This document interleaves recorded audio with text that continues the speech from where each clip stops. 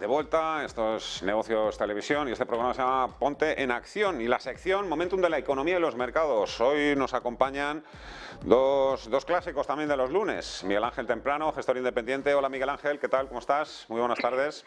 ¿Qué tal? Muy buenas tardes, Fernando. Y Javier García, director de Belaria Inversores. Hola Javier, ¿qué tal? ¿Cómo estás? Muy buenas tardes.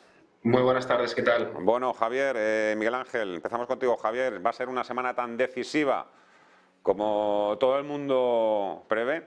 Bancos centrales, crecimientos con los datos PMI preliminares el próximo viernes, por supuesto mañana el dato de inflación en Estados Unidos. Ahora hablaremos de cada uno de ellos, ¿no? Pero en principio sí que lo parece, ¿no? Sí, bueno, tiene pinta de que van a salir bastantes datos que van a poder, bueno, pues dirigir un poco al mercado a corto plazo. Lo que estamos viendo este último trimestre son datos muy positivos a nivel general. Hemos visto a Europa subir más o menos alrededor de un 15% desde los mínimos de hace más o menos mes y medio. En el caso de Estados Unidos estamos en una subida del 13%. Todo esto, todas estas subidas se dan principalmente bueno, pues por una salida de resultados que era bastante mejor de lo que se preveía. Luego también hemos visto que el catalizador de esta subida principalmente era la reducción de los niveles de inflación en Estados Unidos, donde se veía ya que, bueno, que la inflación se está empezando a reducir y, por tanto, los bancos centrales podían empezar a pensar de cara al próximo año en dejar de subir tipos de interés, ¿no? Lo que creemos que está liderando o dirigiendo el mercado a corto plazo principalmente es la diferencia que ha habido entre el pesimismo bursátil que ha habido respecto a la salida de resultados y a cómo iban a ir el beneficio por acción, la reducción de los precios objetivo y lo que finalmente ha pasado, que es básicamente en los últimos trimestres esta ha sido la tónica general. Pensamos que los resultados van a ser mucho peores y luego no lo son tanto, ¿no?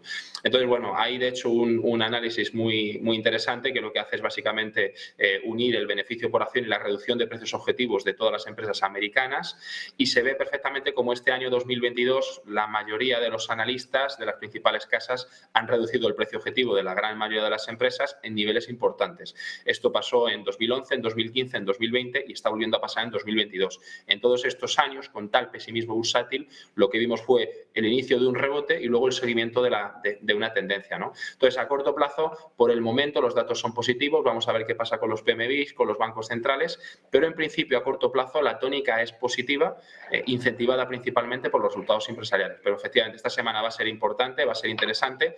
Vamos a ver si la inflación sigue la tónica que ha llevado estos últimos meses, pero en principio todo tiene bastante buena pinta a corto plazo. Pues sí, aquí en principio la que manda es la inflación, que manda más que Powell y que Lagarde.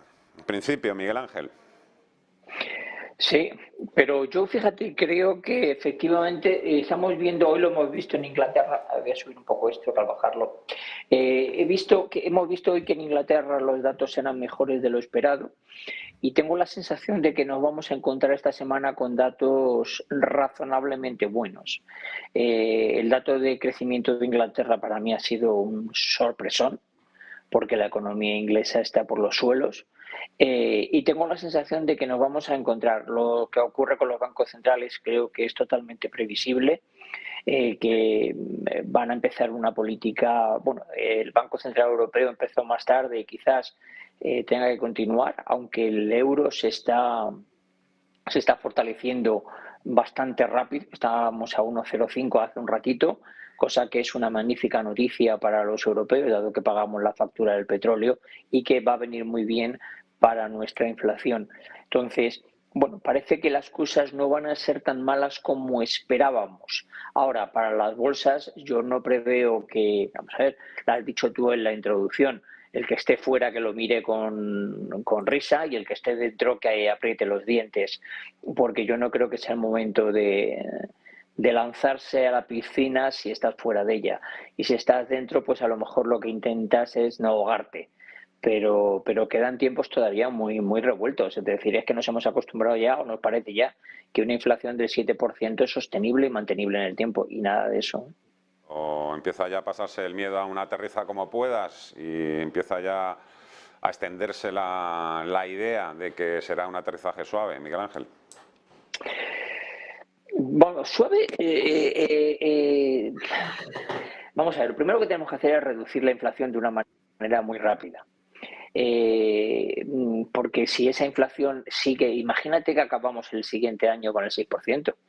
El año que viene va a ser horroroso, pero horroroso no ya para las bolsas, horroroso para las economías domésticas. No hay manera de aguantar. El Banco Central decía que esperaba que hubiese una inflación de segunda ronda en el 23 y el 24. Una persona el otro día me preguntaba y le decía, hombre, es que es lógico. Ahora mismo las empresas están aguantando los márgenes que han perdido por el tema de la inflación, porque entienden que no pueden transmitir toda la inflación de golpe al mercado. Y los trabajadores entienden que no pueden pedir unos incrementos salariales de ese entorno. Pero antes o después eso va a ocurrir.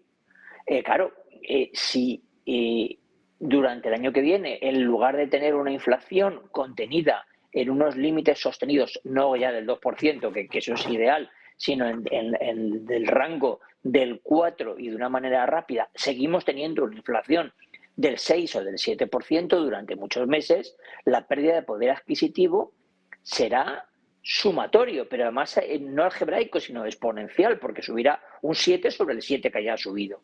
Por lo tanto, no será sostenible el empobrecimiento. Y las economías se resentirán.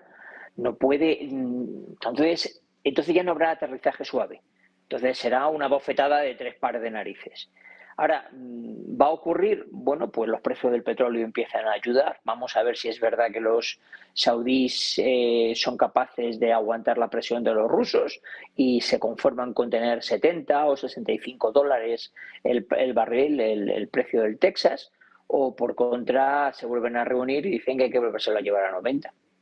Ahí va a residir todo el problema, ¿eh? Ahí está otro de los grandes movimientos, otra de las grandes tendencias que empiezan a verse en el mercado del petróleo. El West Texas está a punto de caer por debajo del nivel de los 70 dólares y tenemos el precio del Brent en 75. Ahora hablamos del petróleo, antes dato de inflación. Bueno, la verdad es que parece que por ahí sí que marchan bien las cosas en el sentido de que, bueno, la inflación en Estados Unidos hace 2 meses estaba por encima del 8%, ya la tenemos en el 7,7, Javier. Se espera mañana martes un 7,3 y, bueno, pues si vamos a ir reduciendo, moderando 0,5 cada mes, pues bueno, es posible que a lo mejor a mediados del año que viene efectivamente sí que nos podamos encontrar con tasas del 3, 4 o 5%, ¿eh? Bueno, puede ser. Nosotros creemos que la inflación ha hecho pico en Estados Unidos, pero la inflación va a seguir siendo alta los próximos años. Hay que tener en cuenta que, bueno, pues la situación económica ahora mismo incentiva que la inflación sea alta. Se ha llevado a cabo la mayor impresión de dinero fiduciario de toda la historia. Eso está empezando a entrar en la economía, la gente ha tomado deuda y ese dinero se está moviendo y ese dinero está provocando inflación. Además, en Europa, bueno, tenemos el caso de, bueno, todo lo que está pasando en Rusia y Ucrania con el tema de la energía, ¿no? Pero si nos centramos en Estados Unidos, lo que está provocando la inflación básicamente son las políticas monetarias principalmente. Y eso no es algo que vaya a terminar en un año, ni mucho menos. Nosotros, bueno, pues decíamos que la inflación iba a ser alta, no sabíamos en qué nivel, porque lo que había pasado no había pasado nunca. Pero bueno, viendo un poco lo que está pasando este año y viendo la inflación que tenemos, tiene pinta de que los próximos, no voy a decir un año ni dos, sino los próximos 5 años, la inflación va a ser alta y seguramente que estemos alrededor del 5%. La mala noticia de esto es que, bueno, pues que va a haber una subida de precios generalizada, que toda persona que tenga ahorros y que no sepa qué hacer con ellos, pues al final se los irá comiendo la inflación, como ha pasado a lo largo de toda la historia. Lo que pasa es que cuando una inflación del 2% no es lo mismo que una inflación del 5%. En España, por ejemplo, entre el 2000 y el 2018, con una inflación media del 2%, pues un español ha perdido prácticamente el 40% del poder adquisitivo de sus ahorros. Imagínate lo que puede pasar con una inflación del 5, del 7 o del 8% como tenemos ahora, ¿no? El dato positivo de cara a los próximos años es que lo normal sería que no pasara lo que ha pasado este año 2022, que es que prácticamente ningún activo financiero se ha ajustado a la inflación, a no ser que te vayas al dólar o a materias primas muy concretas. Lo normal es que el año que viene las bolsas o bueno, pues haya diferentes activos financieros que sí consigan ajustarse al menos a la inflación y que esas personas que invierten pues, puedan mantener el poder adquisitivo. Los próximos años, no obstante, van a ser duros, la inflación va a ser alta y vamos a tener bueno, pues que apretar los dientes porque va a haber que bueno, pues encontrar activos financieros que se ajusten a ella. Pero ya digo, los próximos 5 o 10 años la inflación va a seguir siendo alta y ya digo, y está bueno, pues propiciado un poco por lo que se ha ido haciendo estos últimos años con la inyección de dinero nuevo, la bajada de tipos de interés y a partir de ahora, bueno, pues lo que queda es ya invertir de manera correcta en activos financieros que se ajusten a la inflación de manera directa. Como decía Miguel, lo normal es que poco a poco las empresas empiecen a ajustar los precios, adaptarlos a la nueva situación y que también, bueno, pues empiecen a aumentar el salario de los empleados, porque la pérdida de poder adquisitivo que ha habido este año en España, en Europa y en Estados Unidos en general ha sido brutal. O sea, este año pues posiblemente se haya perdido alrededor de un 20% de poder adquisitivo que no se está recuperando y que esperamos recuperar los próximos años. Perspectiva, Oye, un detalle. Sí, un detalle, permitirme. Esta semana, por séptima semana consecutiva, está habiendo un descenso, o sea, una salida de fondos del orden de una media de 14.000 millones de dólares del mercado de la renta variable. No está yendo al mercado monetario, sino lo que estamos viendo en la media es que lo que está ocurriendo es un desapalancamiento progresivo. El otro día el Banco Central emitía un dato de cómo se está devolviendo en masa el dinero por parte de los bancos comerciales al Banco Central. Si juntas lo que han devuelto ya del LTR2, hoy estoy espeso, y del LTR3, de manera anticipada en este último, han devuelto prácticamente todo el dinero del LTR3. Es decir, se está devolviendo una salvajada, casi medio billón de euros, medio billón americano, 500.000 millones de euros se han devuelto ya del dinero que el Banco Central había prestado a los bancos comerciales, que habían empleado para que las personas o las empresas se apalancasen. Eso es que lo que está ocurriendo cuando vemos repuntos en la renta variable no es porque la gente esté invirtiendo, sino porque los grandes fondos, fundamentalmente los hedge funds, están cerrando los cortos y el que está apalancado se desapalanca porque no le justifica el tipo de interés, obviamente, la renta variable que no está en su valor. Entonces, podemos encontrarnos con que esta tendencia coja cada vez más velocidad y nos encontremos con que precisamente ese factor, que estoy de acuerdo que es un factor inflacionario, deje de serlo. Perdonadme. Vaya panorama que estáis describiendo los dos con vuestros apuntes. Por un lado, Miguel Ángel, tú estás hablando de que en el futuro va a haber cada vez menos liquidez y algunos bancos centrales todavía no han empezado a reducir el balance. Pero es que, bueno, Javier está dibujando un escenario de dentro de 5 años inflación al 5%, 5 por 5 es 25, a 10 años 50%, una represión financiera con mayúsculas, Javier. ¿Con qué tipo de activos vamos a poder ganar dinero si dentro de 5 años la inflación ha subido un 25%? En el caso hipotético de que se cumpliese esa hipótesis o esa teoría. Bueno, históricamente lo que es la renta variable, en este caso podríamos hablar de un índice bursátil como el Standard & Poor's 500, ha subido un 6,6% por encima de inflación. En este caso la renta fija, los bonos del Estado han subido alrededor de un 3,3% por encima de inflación y el oro un 0,9% por encima de inflación. Lo que ha terminado perdiendo un 0,5, alrededor de un 0,5, un 0,7 todos los años es cualquier divisa que te pueda venir a la mente. Dólar, euro, yen, todas las divisas, lo que sería el ejemplo a tener el dinero en tu cuenta corriente ha perdido poder absolutamente todos los años. Los activos financieros a largo plazo absolutamente siempre se han ajustado a la inflación. No obstante, ha habido casos donde no ha pasado. Por ejemplo, finales de los 60, donde tuvimos un periodo lateral de las bolsas de 10 años donde no se consiguió crear valor con la renta variable y además en ese momento la inflación fue alta. No obstante, luego vino la época de los 90, 2000, donde bueno, pues los activos financieros, todo lo que no hicieron los anteriores años, lo hicieron esos años. Pero al final los activos financieros como renta variable, renta fija, cuando se invierte de manera diversificada se ajustan absolutamente siempre a la inflación. Lo que pasa es que no es un tema de corto plazo, como estamos viendo un claro ejemplo en 2022. No podemos esperar que todos los años tengamos un dato positivo y digamos, no, este año nos hemos ajustado a la inflación, el año que viene también. Al final se hace una media, ¿no? Y sí es cierto que actualmente la inflación está siendo excesivamente alta. Este año se está, bueno, pues no sé si prácticamente durante los últimos 100 años no habíamos visto una situación como la de 2022, donde no se ha podido crear valor ni con la renta variable ni con la renta fija. Bueno, la renta fija en muchos casos, como ya sabéis, pues ha caído incluso más que la renta variable, pero a largo plazo, cuando digo largo plazo me refiero a una década, pues los activos financieros se suelen ajustar muy por encima de la inflación. De hecho, esa es la clave de todas las empresas que dan un producto o servicio imprescindible para la sociedad. Ese producto o servicio, las personas, los ciudadanos lo consumen y como lo consumen y es necesario, esa empresa se puede permitir el lujo de ajustarlo a la inflación, de ajustarlo al IPC. Eso es lo que hablábamos al principio, ¿no? Que lo normal es que las empresas empiecen a trasladar la subida de precios al consumidor final y esto lógicamente nos lleva a un aumento de salarios para sus empleados. A partir de ahí pues empezaremos a ver que las empresas de renta variable, aquellas que tienen un producto o servicio imprescindible para la sociedad, empiecen a adaptar sus precios a la nueva situación económica.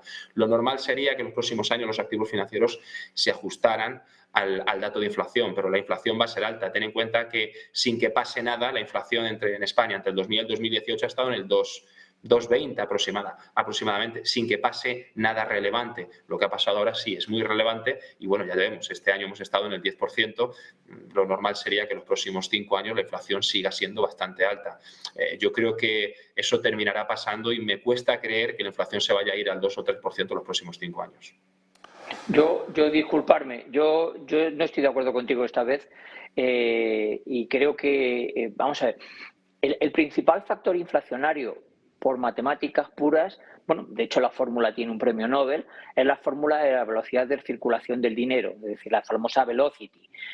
Contra mayor cantidad de dinero hay en circulación, eso genera que el dinero cambie más de manos y genera de una manera inmediata inflación. Obviamente ese fue el motivo por lo cual los alemanes no querían en el año 2008 que que aumentase la masa monetaria, porque la masa monetaria en circulación, ese crecimiento, fue el que provocó durante la República de Weimar, después de la Primera Guerra Mundial, el que se generase esa inflación tan descomunal que de alguna manera terminó provocando que Hitler llegase al poder. Entonces ellos se negaban a que ello ocurriese.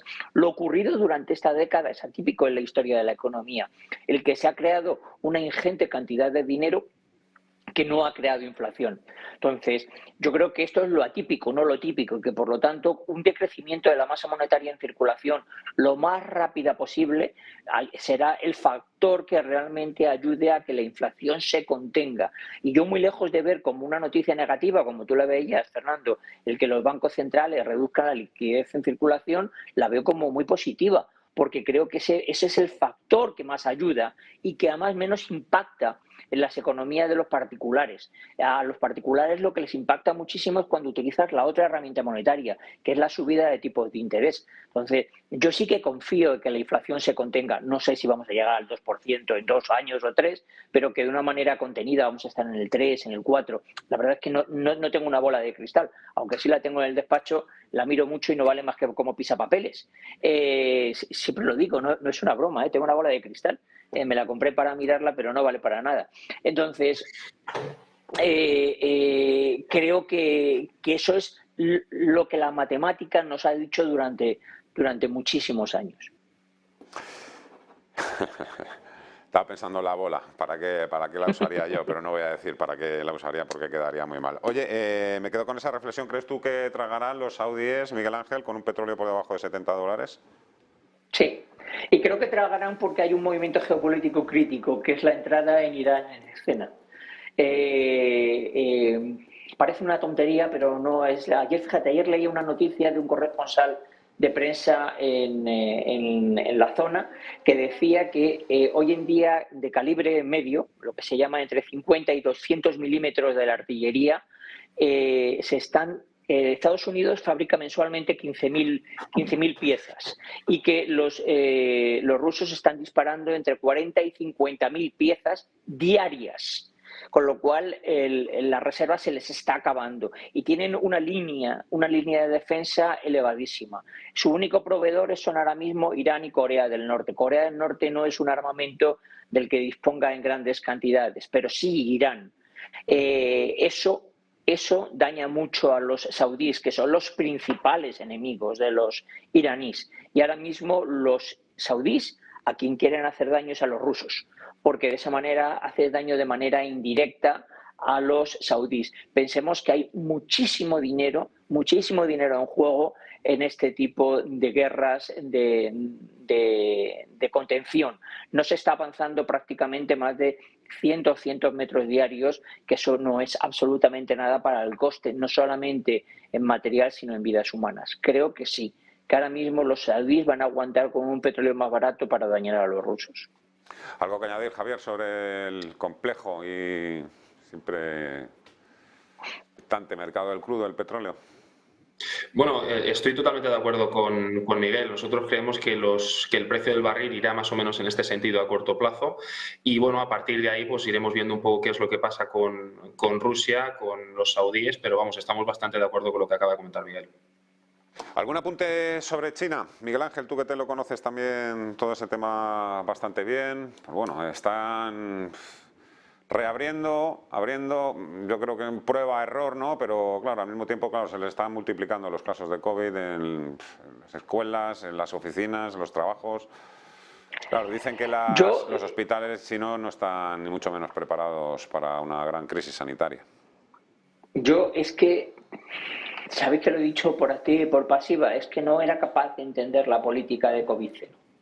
Lo he dicho por activa y por pasiva, el único virus que ha sido el hombre capaz de contener es el de la viruela y era una situación de movimiento de personas nada que ver con la actual. Tienen además un problema, no tienen vacunada a muchísima gente, tienen verdaderas islas donde no ha llegado el COVID. La gente está sin vacunar, las vacunas que tienes son malas porque son las vacunas, digamos, antiguas, no las basadas en la tecnología nueva del RNA mensajero modificado, por lo tanto son difícilmente modificables, tienen muchísimo miedo. Yo no sé si es que han intentado una cosa, realmente han intentado esa utopía, o tenían otra cosa detrás que han intentado buscar aprovechando que el Pisuerga pasaba por Valladolid, pero ahora mismo tienen un problema con la economía que se les hunde, que si abren, obviamente van a vivir lo que hemos vivido nosotros, con los hospitales obviamente no preparados. Yo no he visitado nunca un hospital, pero sí he visitado los centros de acupuntura. Yo aprendí a ponerme las inyecciones yo mismo, las intramusculares, porque tenía que ir una vez allí y yo decía que a mí no me vacunaban los chinos. Entonces me las pongo yo desde aquella época. Pero la situación, no sé, es complicada y yo creo que de alguna manera nos va a terminar salpicando durante mucho más tiempo del que nos gustaría. Esto no va a ser meses, esto va a ser muchísimo tiempo, porque yo creo que van a intentar contener de alguna manera una cosa con la otra, porque se les ha pasado el tiempo. Como yo padeces de fuertes dolores de espalda, me pregunto yo cómo te pones las agujas tú por la espalda. No sé si tienes ahí en tu casa. No, en la espalda no, en la espalda no, me lo pongo en los glúteos. Tengo emplear gafas para mirar por el espejo. Por último, en un minuto, Javier, el oro, por encima de los $1.800. Sí, bueno, lo que está incentivando a la subida del oro principalmente es la caída del dólar y la subida del euro, lógicamente, porque bueno, las políticas monetarias en Estados Unidos y en Europa se están empezando a asemejar. Vemos que el Banco Central Europeo está empezando a subir tipos de interés de manera pues importante, algo que no pasaba al principio. Y el oro ahora mismo está en una situación muy interesante, no solo el oro, sino las mineras. Lo que estaba haciendo que el oro haya caído tanto durante los últimos meses principalmente eran factores indirectos, como bueno, pues el dólar principalmente, que ya vimos, hemos visto el euro-dólar por debajo de la paridad, algo que no veíamos en 20 años. Eso ha producido que no solo el oro, sino todas las materias primas a nivel general, pues tuvieran esta situación. No obstante, la inversión en oro, teniendo en cuenta la situación económica actual, con la deuda que tenemos, con la inflación que tenemos, cómo creemos que van a ir los próximos años y la valoración de las mineras, creemos que es algo que hay que tener en cartera y que hay que mantener durante los próximos 3 y 4 años. Las mineras son empresas sin deuda, con una alta capacidad de generación de flujos de caja, un producto totalmente controlado y que posiblemente se vea beneficiado de la situación económica en los próximos años, y esto hará que aumenten los márgenes y, por tanto, pues que se pueda generar dinero. Estamos hablando del segundo sector menos endeudado del sistema y, además, bueno, con una proyección de beneficios bastante amplia en los próximos años. Ya digo, creemos que todo lo que es reserva de valor, como oro o plata, tendrá un buen rendimiento de cara a los próximos años. Muy bien. Javier García, Beleari Inversores, un placer como siempre. Muchísimas gracias. Cuídate, te mando un fuerte abrazo. Igualmente. Un abrazo. Y Miguel Ángel Temprano, que cada día nos sorprende con algo nuevo. En este caso también maestro acupuntor, que esto me lo apunto yo. No, acupuntor no. No, me pongo las inyecciones intramusculares, el acupuntor. Oye, no. bueno, pues practicante, no está nada mal, no está nada mal. Que es algo a lo que sumar a esa larga lista también de competencias que tú tienes. Cuídate mucho, amigo. Un fuerte abrazo. Hasta la próxima. Muy bien, igualmente. Un abrazo. 12:49, hacemos nada, un par de minutos de publicidad. Hablamos ahora enseguida con Roberto Moro, a ver qué tal pinta la cosa. Hablaremos también del petróleo, si ha comenzado, ¿no?, una tendencia a la baja en el crudo. Hasta ahora.